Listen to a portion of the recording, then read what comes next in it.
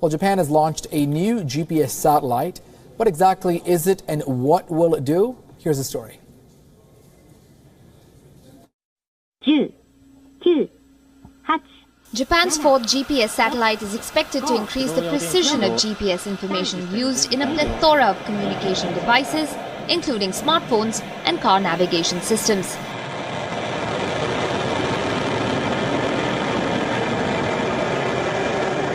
The satellite will complement the US GPS network, which has an error margin of about 10 meters, and it is now believed that together with the Japanese system, the positioning error will be reduced to only several centimeters. The new satellite will not only make communication systems better and faster, but it will also enable the country to handle natural disasters more efficiently. Japan is expected to launch more satellites later to enhance the system, but a basic 4-satellite GPS system is likely to be operational in 2018. Bureau Report, WION. Very good perspective on this story. We're now joined by Arup Dasgupta, a former Deputy Director for the Space Application Center for ISRO from Bengaluru. Great to have you on the program. My first question to you, sir, when it comes to this new satellite that Japan has now launched, what does this mean? Is this perhaps going to improve things that other countries did not have in the past? No, it's a regional global positioning system. And, like we have IRNSS, similarly, Japan has come out with its own system, which I think called Mitsubishi or something like that. And it's going to work for the Japanese. It will be a regional system for the Japanese. It's perhaps a step in the right direction for them, known for a lot of their improvements and advancement in technology. I understand that this new satellite will be able to detect some of the precision to centimeters, not even meters, like its U.S. counterparts, correct?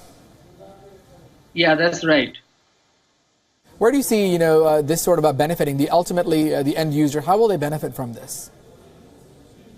You see, where you need a lot of precision in your positioning, for example, if you're going hiking or if you're driving a car or even if you're on an aircraft, then your position location needs to be of the order of a meter or better. Also, if you're working with construction machinery and you're trying to precisely locate the machinery so that it can do the work, the earth moving work accurately, then you need accuracies in terms of centimeters. So this is definitely a very, very useful system that they have developed. We were also reading up some reports saying that this will certainly, the new GPS system will certainly spur economic growth and help businesses. Which industries, in your opinion, do you think are set to benefit from this new rollout by Japan? Well, one is the position location industry, navigation industry, and construction. So these are people with smartphones, these are people in the planning and development sector. Follow-up question as we wrap this up. India, what could they learn? Do we anticipate India doing something like this or perhaps learning from the Japanese? We have already done it. Our IRNSS does exactly the same things. And also we have Gagan, which uses a GPS and exactly does the same things. Can you compare them perhaps in terms of which one do you think is better than the other? Are they comparable at all? Well, they are comparable, and I think they're almost equally good.